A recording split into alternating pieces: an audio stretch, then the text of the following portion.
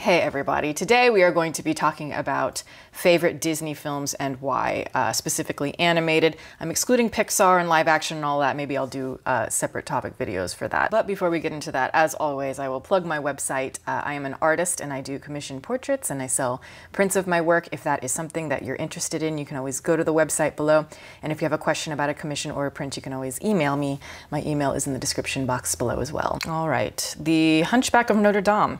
It's layered, complex, atypical, and dark, which is probably part of the reason why it wasn't a commercial success and tends to be easily overlooked. The themes, monstrosity and generosity, both distinct faces of humanity, are boldly displayed. The music is fantastic, and I also think it's a little scary, which I like. Also, if Disney movies hinge on a great villain, few are as evil and cruel as Frollo. It isn't perfect, but I wish more people see it. They'd be pleasantly surprised. Yeah, I mean, I tend to agree with you, though I do struggle with a lot of aspects of the film. As I grew older, the more I found myself appreciating Hunchback of Notre Dame, but also the older I get, the more the flaws stand out to me. As a kid, that was one of the films that really terrified me and really moved me in a certain way, and it was my favorite at the time. I preferred it to, you know, Beauty and the Beast and The Lion King. I think that the music, as you say, is fantastic. It's one of the best things about it. Alan Menken's music is just, it really has like that big kind of gothic feeling, very heavy, almost kind of like Mozart Requiem-like. It was really bold in wanting to go more into serious territory with the music, with the themes, all of that, which I really appreciate. Just the way that they show the Notre Dame Cathedral is just absolutely gorgeous. There's a lot to like. The animation is beautiful. And yet I struggle with a lot of the things that you mentioned in the sense of, yes, things are boldly displayed and, you know, there's elements of seriousness and it can be quite scary. But at the same time, it also is a Disney film. And I find that it kind of gets stuck in the crosshairs there. It doesn't quite know what kind of movie it wants to be. It doesn't quite find the perfect balance of tone.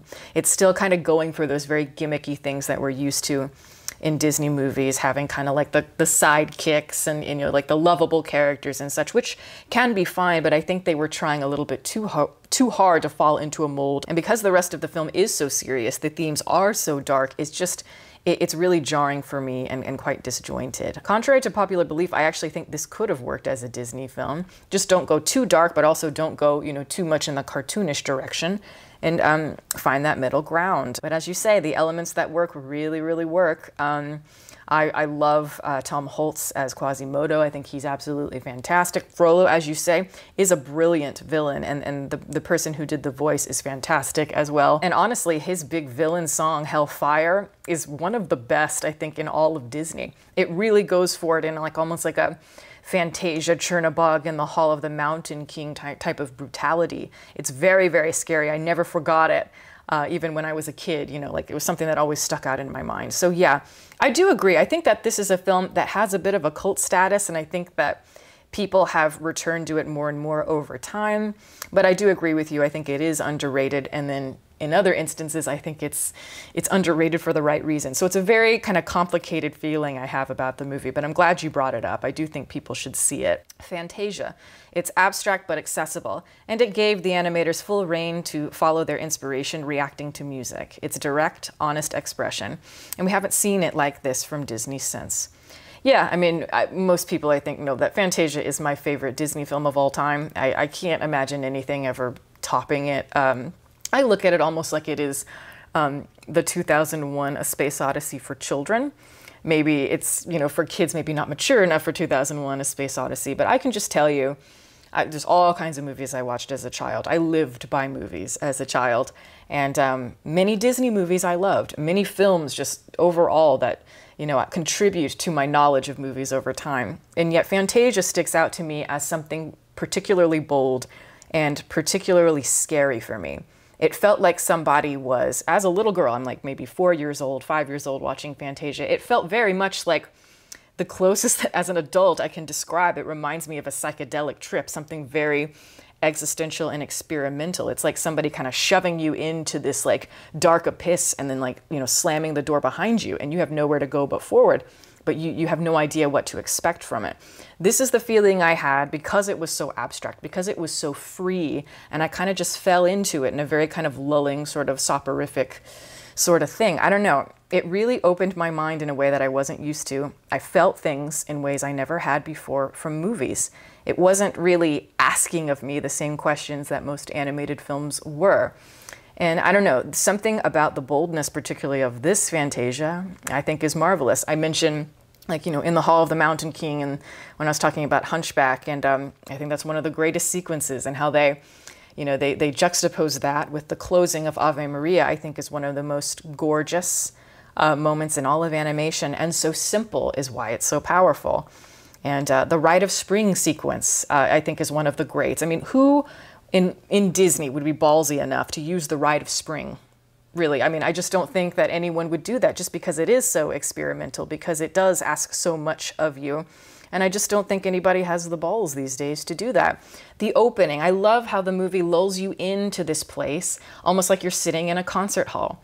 The beginning, it's like you see the images of the orchestra, and little by little they just kind of become silhouettes. Then you see colors, and the shapes start to kind of like go in your imagination and change. And it's like, yeah, like little by little it's becoming less literal, and suddenly you're in this place where make-believe is the most powerful thing it can be. So yeah, I mean, I do think that Fantasia is really not even just for kids. I think that it's bold and powerful even for adults. It's not perfect. I have my issues with it. I reviewed it a while ago, but it is a film very close to my heart and one of my favorite animated movies of all time, absolutely. Pinocchio is good. It's a dark story, not quite as dark as the book, but certainly it still maintains an element of that darkness.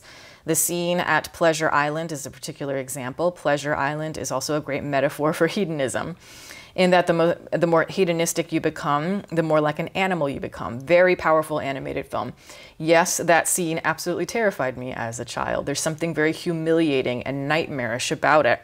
And I love that with animated movies, because they're animated, it's so easy to kind of exaggerate something more than you normally would. But because it's animation, it's fine. It's fine. But really, is it?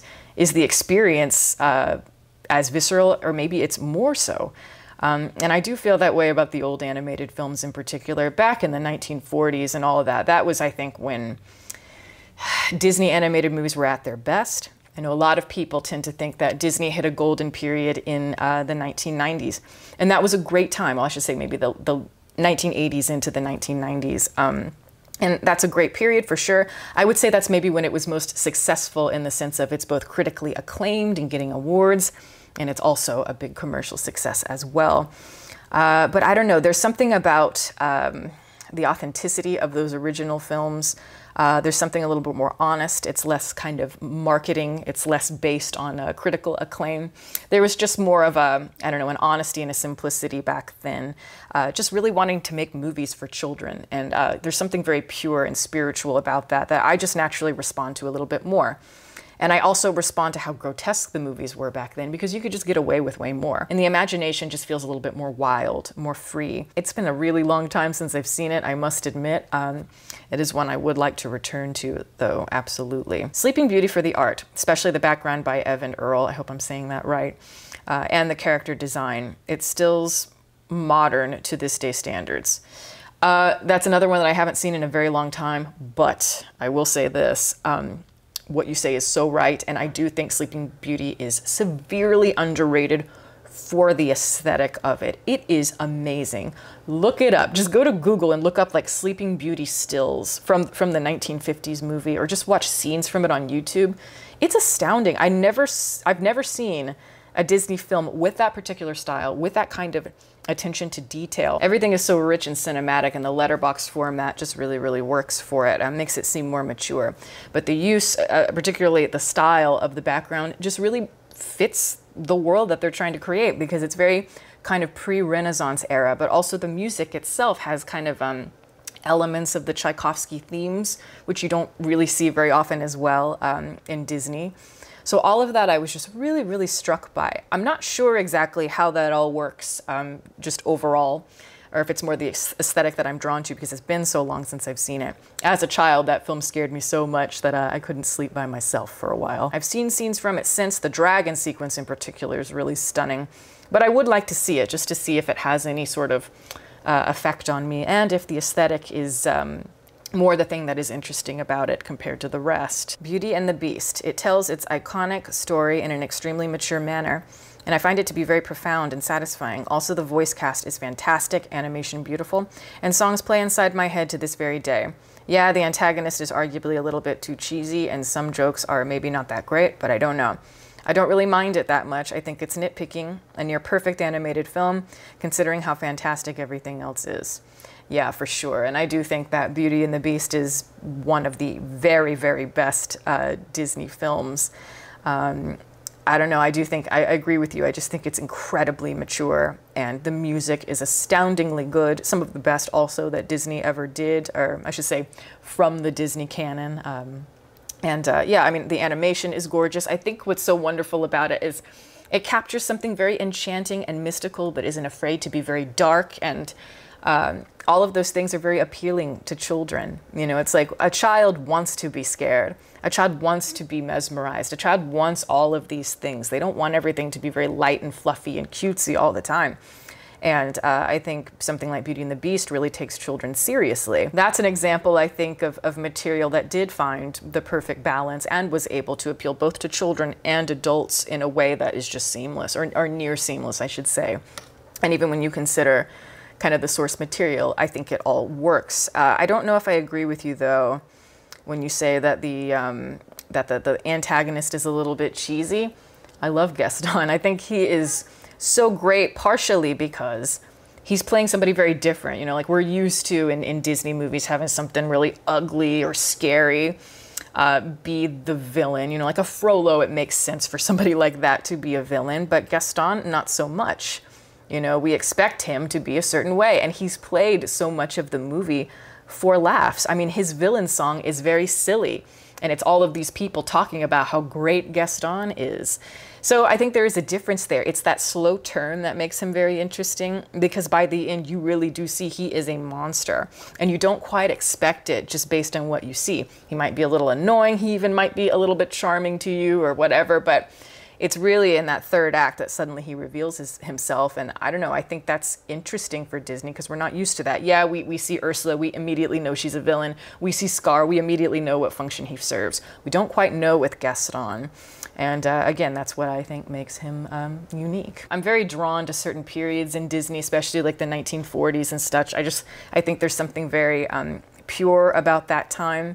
And even stuff like in the 60s, they had kind of like that Dixieland era. I really love The Jungle Book. It's not one of my favorites, but I kind of prefer it to The Lion King because it's less serious. It's kind of like the stoner version, I feel like. It's very much kind of like vignettes. It's kind of, I don't know, there's something incidental about it, maybe serendipitous, that it's just very appealing to me, but to each their own. I don't know, I really enjoy talking about Disney for some reason, so maybe we'll do another one at some point. But that is the video. Thank you guys so much for watching. Over here you will see my patrons. Thank you guys so much for your support. If you are interested in supporting, the link for that is below, as well as the rest of my social media information. You can watch more videos here, and you can subscribe if you'd like.